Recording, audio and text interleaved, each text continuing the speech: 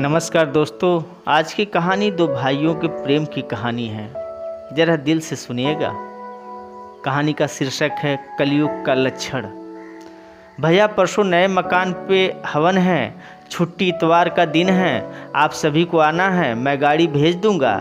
छोटे भाई लक्ष्मण ने बड़े भाई भरत को मोबाइल पर बात करते हुए कहा। क्या छोटे, किराए के किसी दूसरे मकान में शिफ्ट हो रहे हो? नहीं भैया, ये अपना मकान है, किराए का नहीं। अपना मकान? भरपूर आश्चर्य के साथ भरत के मुंह से निकला। छोटे, तूने बताया भी नहीं कि तूने अपना मकान ले लिया। बस भैया, कहते हुए लक्ष्मण ने फ़ोन काट दिया। अपना मकान? बस भैया। ये शब्द भरत के दिमाग में हथौड़े की तरह बज रहे थे। भरत और लक्ष्मण दो सगे भाई और उन दोनों में उम्र का अंतर था करीब 15 साल। लक्ष्मण जब करीब 7 साल का था तभी उनके माँ बाप की एक दुर्घटना में मौत हो गई। अब लक्ष्मण के पालन पोषण की सारी जिम्मेदारी भरत पर थी। इस चक्कर में उसने जल्द ही शादी कर ली कि जिससे लक्ष्मण की देखरेख ठीक से हो जाए। प्राइवेट कंपनी में क्लर्क का काम करते भरत की तनख्वाह का बड़ा हिस्सा 2 कमरे के किराए के मकान और लक्ष्मण की पढ़ाई व रहन सहन में खर्च हो जाता। इस चक्कर में शादी के कई साल बाद तक भी भरत के बच्चे पैदा नहीं किए। जितना बड़ा परिवार उतना ज़्यादा खर्चा। पढ़ाई पूरी होते ही लक्ष्मण की नौकरी एक अच्छी कंपनी में लग गई और फिर जल्द शादी भी हो गई।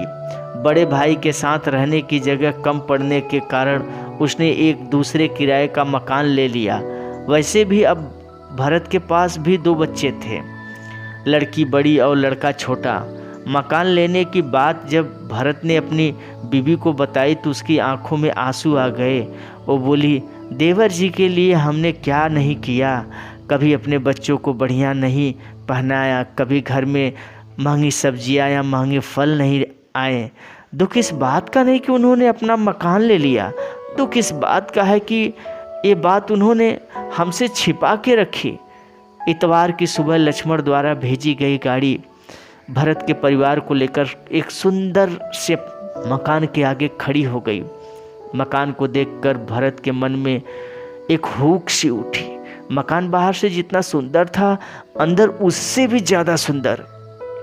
इस तरह की सुख सुविधा का पूरा इंतजाम। उस मकान के 2 एक जैसे हिस्से देखकर भरत ने मन ही मन कहा, देखो छोटे को अपने दोनों लड़कों की कितनी चिंता है।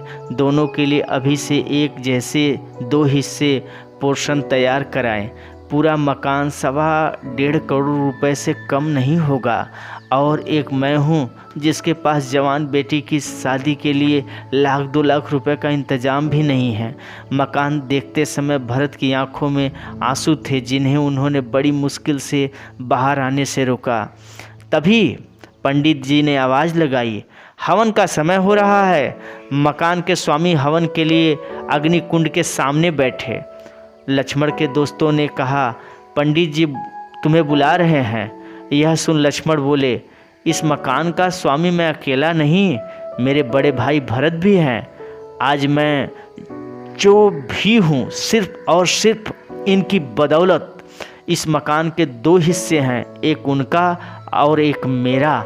हवन कुंड के सामने बैठते समय लक्ष्मण ने भरत के कान में फुसफुसाते हुए कहा, भैया बिटिया की शादी की चिंता बिल्कुल न करना, उसकी शादी हम दोनों मिलकर करेंगे। पूरे हवन के दौरान भरत अपनी आंखों से बहते पानी को पोंछ रहे थे, जबकि हवन की अग्नि में धुएं का नामो निशान न था। भरत जैसे आज भी मिल जाते हैं इंसान, पर लक्ष्मण जैसे बिरले ही मिलते हैं। आशा करता हूँ दोस्तों कहानी पसंद आई होगी। कहानी पसंद आए तो please like, subscribe, share, comment ज़रूर करिएगा। मैं आपका चहेता आरजे साहिल आप सभी का दिल की गहराइयों से स्वागत करता हूँ। फिर मिलेंगे अगले वीडियो में।